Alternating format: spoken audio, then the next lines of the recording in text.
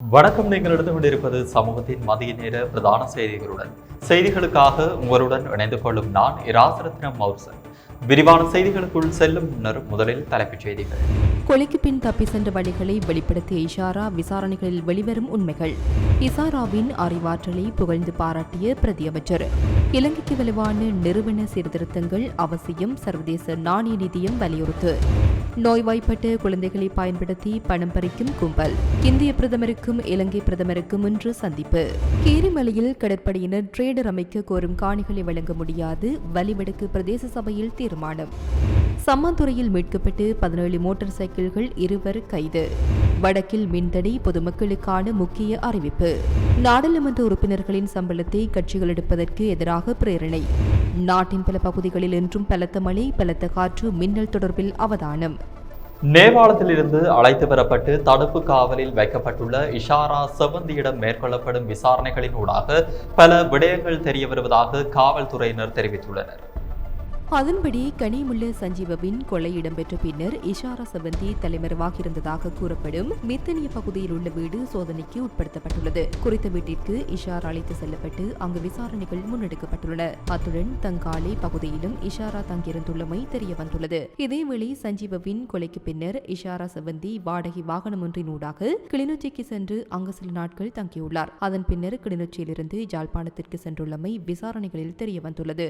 ஜாழ்ப்பாணத்திலிருந்து படகு மூலம் இந்தியாவிற்கு தப்பி சென்றதாக இஷாரா குறிப்பிட்டுள்ளார். இந்தியாவில் 3 வாரங்கள் தங்கியிருந்த நிலையில் அங்கிருந்து நேபாளத்திற்கு தப்பி சென்றதாகவும் அவர் வாக்குமூலம் வழங்கியுள்ளார். இந்தியாவில் சுமார் 2 வாரங்கள் தங்கியிருந்த போது JK பாய் அவருக்கு தமிழனி என்ற பெயரில் ஒரு இந்திய அடையாள அட்டையை தயாரித்து கொடுத்துள்ளார். அதன் பின்னரே நேபாளம் சென்றதாக அவர் கூறியுள்ளார். இந்த நிலையில் பல மாத கால தேடுதலின் பின்னர் இஷாரா செவந்தி உள்ளிட்ட 6 சந்தேக நபர்கள் நேபாளத்தில் கைது செய்யப்பட்டு நாட்டிற்கு அழைத்து வரப்பட்டனர். இதனையடுத்து இஷாரா செவந்தி உள்ளிட்ட 6 சந்தேக நபர்களையும் 72 மணித்தியாலங்கள் தடுப்பு காவலில் வைத்து விசாரணை செய்ய நீதிமன்றம் அனுமதி வழங்கியுள்ளது. எனினும் சந்தேக நபர்களை நீதிமன்றத்தில் முன்னிலைப்படுத்தாது அறிக்கைகளை சமர்ப்பித்து நீதவானிடம் தடுப்பு காவலுக்கான அனுமதி பெறப்பட்டுள்ளது. அதன்படி இஷாரா செவந்தி, ஜெப்னா சுரேஷ், JK பாய் மற்றும் டூப்ளிகேட் இஷாரா என்ற தஷி ஆகியோர் கொழும்பு குற்றத்தடுப்பு பிரிவில் தடுத்து வைக்கப்பட்டுள்ளனர். ஹம்பகா பாபா என்பவர் மேல் மாகாண வடக்கு குற்றத்தடுப்பு பிரிவிடமும், நுகைகொடு பபி என்பவர் மேல் மாகாணத்திற்கு குற்றத்தடுப்பு பிரிவிடமும் ஒப்படைக்கப்பட்டனர்.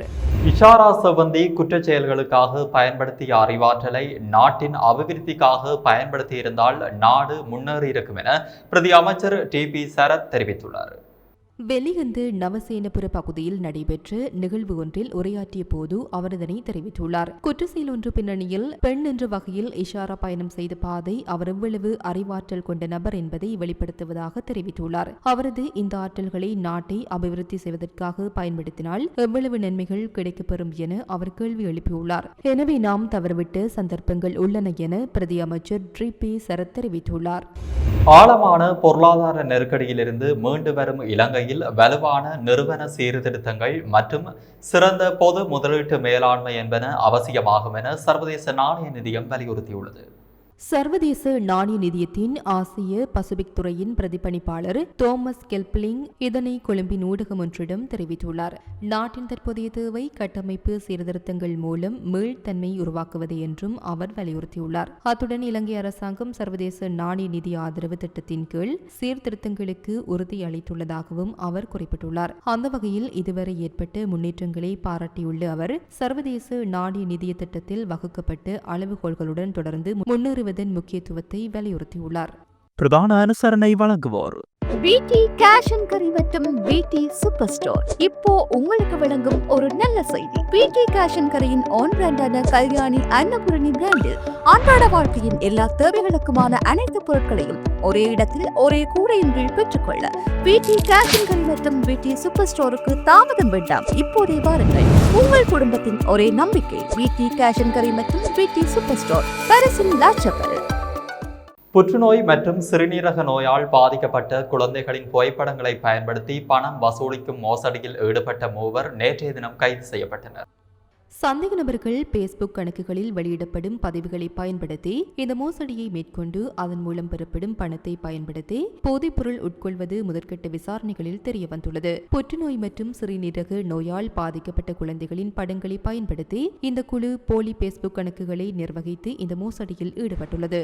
இந்த கணக்குகளில் புற்றுநோயால் பாதிக்கப்பட்ட குழந்தைகளுக்கு உதவி தேவை என கூறி பதிவுகள் வெளியிடப்பட்டிருந்த நிலையில் அதனை பார்த்து உணர்ச்சி வசப்பட்டவர்கள் நிதியுதவிகளை வழங்கியுள்ளனர். ஆனால் அந்த குழந்தைகளின் உறவினர்கள் பேஸ்புக்கில் பரவிய அந்த பதிவுகளை பார்த்து விசாரணை செய்து தங்கள் குழந்தைகளுக்கு உதவி தேவையில்லை என அறிவித்துள்ளனர்.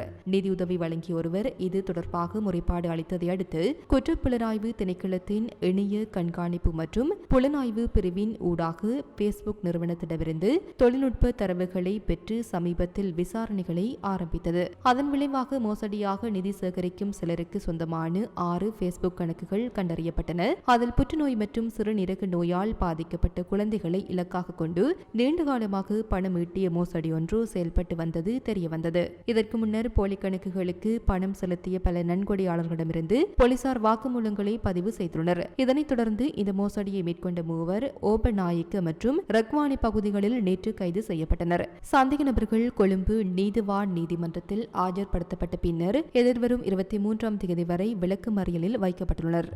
யாழ்ப்பாணம் கீரிமலையில் கடற்படையினர் ரேடார் அமைக்க கோரும் 2 ஏக்கர் காணியை வழங்க முடியாது என வலிகாமம் வடக்கு பிரதேச சபை தீர்மானம் நிறைவேற்றியுள்ளது. வலிவடக்கு பிரதேச சபையின் மாதாந்த அமர்வு தவிசாளர் சுகிரத்தன் தலைமையில் நேற்று பிரதேச சபை சபா மண்டபத்தில் நடைபெற்ற போது குறித்த தீர்மானம் நிறைவேற்றப்பட்டது. இதன்போது போதைப்பொருள் ஒழிப்புக்காக ட்ரேடர் அமைக்கவே காணி கோரப்படுவதாக தெரிவித்த தேசிய மக்கள் சக்தி உறுப்பினர் காணி உரிமைகளுக்கு சன்மானம் வழங்கப்படும், அதில் அரசியல் செய்ய வேண்டாம் என தெரிவித்தார். இதற்கு கடும் எதிர்ப்பு தெரிவித்து தவிசாளரும் ஏனைய கட்சி உறுப்பினர்களும் போதைப்பொருள் ஒழிப்புக்கும் காணி சுவீகரிப்புக்கும் சம்பந்தமில்லை, ட்ரேடர் அமைப்பதற்கு 2 ஏக்கர் தேவையில்லை, மக்கள் காணி மக்களுக்கு என கூறிவிட்டு மக்கள் காணிகளை சுவீகரிக்க அனுமதிக்க முடியாது என்றனர். அத்துடன் வலிகாமம் வடக்கு பிரதேச சபை மற்றும் மக்களின் எதிர்ப்பை காட்டும் வகையில் பிரதேச செயலாளருக்கு கடிதம் அனுப்பவும் தீர்மானிக்கப்பட்டுள்ளது. இந்தியாவிற்கு உத்தியோகபூர்வ விஜயம் மேற்கொண்டுள்ள இலங்கை பிரதமர் ஹரணி அமரசூரிய இன்று இந்திய பிரதமர் நரேந்திர மோடியை சந்தித்து இருதரப்பு பேச்சுவார்த்தை நடத்தவுள்ளார்.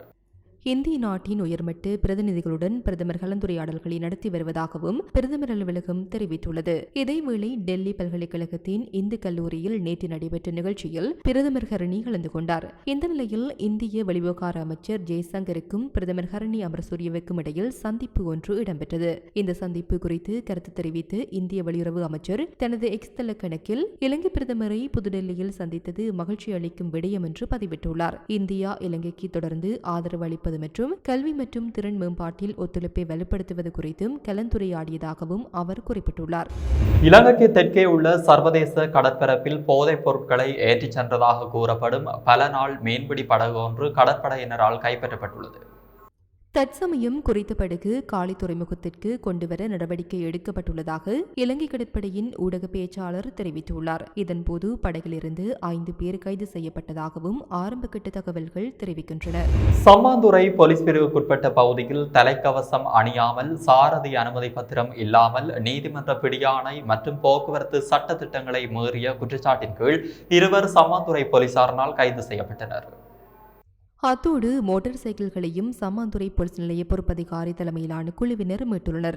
அம்பாறை மாவட்டம் சம்மாந்துறை போலீஸ் பிரிவுக்கு உட்பட்டு பிரதான வீதியில் வைத்து நேற்றைய கைது இடம்பெற்றுள்ளது. சம்மாந்துறை போலீஸ் நிலைய பொறுப்பதிகாரிக்கு கிடைக்கப்பெற்று முறைப்பாட்டிற்கு அமைய மேற்கொள்ளப்பட்ட சுற்றிவளைப்பு நடவடிக்கையின் போது 160 மில்லிகிராம் ஐஸ் போதைப் பொருளை தன்வசம் வைத்திருந்த குற்றச்சாட்டில் 39 வயதுடைய சம்மாந்துறை மட்டக்களப்பு தரவை பகுதியைச் சேர்ந்த ஒருவரும் நீதிமன்றத்தில் பிடியாணை பிறப்பிக்கப்பட்டிருந்த சந்தேக நபர்கள் 2வருமே இந்த வளைப்பில் கைது செய்யப்பட்டதாக சம்மாந்துறை போலீசார் தெரிவித்தனர். அத்துடன் 17 மோட்டார் சைக்கிள்களையும் போலீசார் கைப்பற்றியுள்ளதுடன் கைது செய்யப்பட்டவர்கள் உள்ளிட்ட சான்று பொருட்கள் என்பன சட்ட நடவடிக்கைக்காக சம்மாந்துறை போலீஸ் நிலையத்தில் ஒப்படைக்கப்பட்டுள்ளன. இது தொடர்பான மேலதிக விசாரணைகளை சம்மாந்துறை போலீசார் மேற்கொண்டு வருகின்றனர்.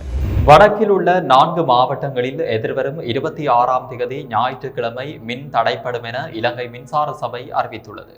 வவுனியா மன்னார் 220 கிலோவாட்ஸ் மின் பரிமாற்ற வடத்தினை மாற்றியமைப்பதற்கான வேலைகளிற்காக வடமாகாணத்திற்கான 132 கிலோவாட்ஸ் வவுனியா புதிய அனுராதபுர மின் பரிமாற்ற கட்டமைப்பானது எதிர்வரும் ஐப்பசி மாதம் 26ஆம் திகதி ஞாயிற்றுக்கிழமை காலை 6 மணி முதல் மாலை 7 மணி வரை துண்டிக்கப்படுவதனால் யாழ்ப்பாண மாவட்டம், கிளிநொச்சி மாவட்டம், முல்லைத்தீவு மாவட்டம் மற்றும் வவுனியா மாவட்டம் முழுவதும் மின் விநியோகமானது துண்டிக்கப்பட உள்ளது. மேலும் வேலைகள் பூர்த்தியாகிய மின் இணைப்பானது உடனடியாக மீள வழங்கப்படும் என இலங்கை மின்சார சபை அறிவித்துள்ளது. இலங்கையில் தற்போது 3 லட்சத்திற்கும் அதிகமான ஓட்டுநர் உரிம பத்திரம் வழங்கப்படாமல் நிலுவையில் உள்ளதாக போக்குவரத்து அமைச்சின் அதிகாரிகள் அமைச்சக ஆலோசனை குழுவிடம் தெரிவித்துள்ளனர். அடுத்த 3 மாதங்களுக்குள் அவற்றை அச்சிட்டு விநியோகிக்க ஏற்பாடுகள் செய்யப்பட்டுள்ளதாகவும் அவர்கள் தெரிவித்துள்ளனர். அத்துடன் மேம்பட்ட பாதுகாப்பு அம்சங்களுடன் கூடிய புதிய ஓட்டுநர் உரிமமும் இந்த ஆண்டுக்குள் அச்சிடப்பட்டு வழங்கப்படும் என அவர்கள் மேலும் தெரிவித்தனர். கூடுதலாக ஓட்டுநர் உரிமங்களை அச்சிடுவதற்கு தேவையான 1 மில்லியன் அட்டைகளை வாங்குவதற்கு தேவையான அனைத்து ஏற்பாடுகளும் முடிக்கப்பட்டுள்ளதாகவும் அவர்கள் தெரிவித்தனர். போக்குவரத்து அமைச்சர் பிமல் ரத்நாயக்க தலைமையில் அண்மையில் நாடாளுமன்றத்தில் நடைபெற்ற போக்குவரத்து அமைச்சக ஆலோசனை குழு கூட்டத்தின் போதே இந்த கருத்துக்கள் தெரிவிக்கப்பட்டன. குழுவில் உரையாற்றிய அமைச்சர் நிலுவையில் உள்ள ஓட்டுநர் உரிமங்களை வழங்குவதை விரைவுபடுத்த ஒவ்வொரு மாகாணத்திலும் அச்சிடும் இயந்திரங்களை நிறுவுமாறு அதிகாரிகளுக்கு அறிவுறுத்தினார். மக்கள் பிரதிநிதிகளின் சம்பளம், கொடுப்பனவுகள் மற்றும் வாகன அனுமதிகளை அரசியல் கட்சிகள் கட்சி நிதியில் வரவு வைப்பதை தடை செய்ய கோரி நாடாளுமன்றத்தில் ஒரு தனிநபர் பிரேரணையை நாடாளுமன்ற உறுப்பினர் தயாசிரி ஜெயசேகர சமர்ப்பித்துள்ளார். இத்தகைய நடைமுறைகள் தேர்ந்தெடுக்கப்பட்ட பிரதிநிதிகளின் சுதந்திரத்தை குறைமதிப்பிற்கு உட்படுத்துவதாகவும் ஜனநாயகத்திற்கு கடுமையான சவாலை ஏற்படுத்துவதாகவும் குறித்த பிரேரணை குறிப்பிடுகிறது. எந்தவொரு அரசியல் கட்சியும் நாடாளுமன்ற உறுப்பினர்களுக்கு வழங்கப்படும் கொடுப்பனவுகளை வசூலிப்பதையோ அல்லது கட்சி கணக்குகளுக்கு திருப்பி விடுவதையோ தடை செய்ய நாடாளுமன்றம் தீர்மானிக்க வேண்டும் என தயாசிரி முன்மொழிந்துள்ளார். ஆளும் தேசிய மக்கள் சக்தி அரசாங்கம் அதன் அமைச்சர்கள் தங்கள் மாதாந்த சம்பளத்தை ஒரு பொதுவான கட்சி நிதிக்கு பங்களிப்பதாக ஒப்புக்கொண்டதை தொடர்ந்து இந்த நடவடிக்கை எடுக்கப்பட்டுள்ளது. அமெரிக்காவின் லாஸ் ஏஞ்சல்ஸில் நடைபெற்ற international art and heart film festival 2025 சர்வதேச குறுந்திரைப்பட விழாவில் மன்னாரை சேர்ந்த இளைஞர் கவிவர்மன் இயக்கிய மடமை தகர் எனும் குறுந்திரைப்படம் பெருமை சேர்த்துள்ளது. இத்திரைப்படத்தில் முதன்மை கதாபாத்திரமாக நடித்த மன்னார் ஓலை தொடுவாய் சின்ன கரிசல் பிரதேசத்தை சேர்ந்த சிறுமி ரஞ்சித் குருஸ் ஸ்வேதா பெஸ்ட் மொனோலாக் என்ற விருதை வென்றுள்ளார். தற்கொலை என்பது ஒரு தீர்வல்ல என்பதை மையக்கருவாக கொண்டு உருவாக்கப்பட்ட மடமை தகர் குறுந்திரைப்படம் இதற்கு முன் ஆஸ்திரேலியாவில் நடைபெற்ற சர்வதேச குறுந்திரைப்பட விழாவில் சிறந்த இயக்குனர் என்ற விருதையும் வென்றிருந்தது. இப்போது மீண்டும் சர்வதேச அளவில் அங்கீகாரம் பெற்றுள்ளதால் மன்னார் மண்ணை சேர்ந்த இளம் திறமைசாலி பெருமை சேர்த்துள்ளது. சினிமா துறையில் சர்வதேச அங்கீகாரம் பெற்ற மன்னாரை சேர்ந்த சிறுமி ஸ்வேதா இவ்விருதின் மூலம் முதன்முறையாக ஒரு சர்வதேச நாட்டில் சிறந்த நடிப்பிற்கான விருதை பெற்றிருப்பது குறிப்பிடத்தக்கது. நாட்டின் பெரும்பாலான பகுதிகளில் பிற்பகல் 1 மணிக்கு பிறகு மழை அல்லது இடியுடன் கூடிய மழை பெய்வதற்கான சாத்தியம் காணப்படுவதாக வளிமண்டலவியல் திணைக்களம் தெரிவித்துள்ளது. மேல் சப்ரகமுவ, மத்திய, ஊவா, வடமத்திய மற்றும் வடமேல் மாகாணங்களின் சில இடங்களில் 75 மில்லிமீட்டருக்கும் அதிகமான ஓரளவு பலத்த மழை பெய்யக்கூடும். மேல் மற்றும் தென் மாகாணங்களில் காலை வேளைகளில் மழை பெய்யக்கூடும். நாட்டை சூழவுள்ள கடல் பிராந்தியங்களின் பல இடங்களில் மழை அல்லது இடியுடன் கூடிய மழை பெய்யக்கூடும். கடல் பிராந்தியங்களில் மணித்தியாலத்திற்கு 20 முதல் 30 கிலோமீட்டர் வேகத்தில் தென்மேற்கு திசையிலிருந்து அல்லது மாறுபட்ட திசைகளில் இருந்து காற்று வீசும். நாட்டை சூழவுள்ள ஏனைய கடல் பிராந்தியங்கள் இடைக்கிடையே ஓரளவு கொந்தளிப்பாக காணப்படும். இடியுடன் கூடிய மழையுடன் ஏற்படக்கூடிய தற்காலிகமாக பலத்த காற்று மற்றும் மின்னல் தாக்கத்தினால் ஏற்படும் ஆபத்துக்களை குறைப்பதற்கு தேவையான நடவடிக்கைகளை எடுக்குமாறு வளிமண்டலவியல் திணைக்களம் பொதுமக்களை அறிவுறுத்தியுள்ளது. இத்துடன் சமூகத்தின் மதிய நேர பிரதான செய்திகள் நிறைவடைகின்றன. தொடர்ந்தும் சமூகத்துடன் இணைந்திருங்கள். நன்றி, வணக்கம். RIP பேஜிலிருந்து எமக்கு கிடைத்த மரண அறிவித்தல்கள். நயாப்பான தோட்டத்தை பிறப்பிடமாகவும் வதிவிடமாகவும் கொண்டிருந்த பிச்சை கிருஷ்ணசாமி அவர்கள் 16/10/2025 வியாழக்கிழமை அன்று நயாப்பன தோட்டத்தில் இறைவனடி சேர்ந்தார். யாழ்ப்பாணம் சாவகச்சேரி வினாசித்தம்பி வீதியை பிறப்பிடமாகவும் வதிவிடமாகவும் கொண்டிருந்த சுவாமிநாதன் சுபாசினி அவர்கள் 16/10/2025 அன்று சாவகச்சேரியில் இறைவனடி சேர்ந்தார். யாழ்ப்பாணம் புங்குடுதீவு 2ஆம் வட்டாரத்தை பிறப்பிடமாகவும் நைனாதீவு 3ஆம் வட்டாரத்தை வதிவிடமாகவும் கொண்டிருந்த திரு செல்லையா கந்தசாமி அவர்கள் 16/10/2025 வியாழக்கிழமை அன்று புங்குடுதீவில் காலமானார். யாழ்ப்பாணம் நாரந்தனை ஊர்காவற்துறையை பிறப்பிடமாகவும் கனடா டொரண்டோவை வதிவிடமாகவும் கொண்டிருந்த ஆண்டன் மரியாம்பிள்ளை அவர்கள் 14/10/2025 செவ்வாய்க்கிழமை அன்று கர்த்தருக்குள் நித்திரையடைந்தார். மேலே அறிவிக்கப்பட்ட அனைத்து மரண அறிவித்தல்களின் இறுதிக்கிரியை விவரங்களை அறிந்து கொள்ள RIPpage.com பார்வையிடுங்கள். இதற்கான லிங்க் கீழே இருக்கும் டிஸ்கிரிப்ஷனில் பார்வையிடலாம். இது போன்ற செய்திகளை தெரிந்து கொள்ள சமூகம் நியூஸ் சேனலை சப்ஸ்கிரைப் செய்து அருகில் உள்ள பெல் பட்டனை கிளிக் செய்யுங்கள். மேலும் இது போன்ற செய்திகளை உடனுக்குடன் தெரிந்து கொள்ள சமூகமீடியா.com என்ற இணையதளத்தின் வாயிலாகவும் எங்களுடன் இணைந்திருங்கள்.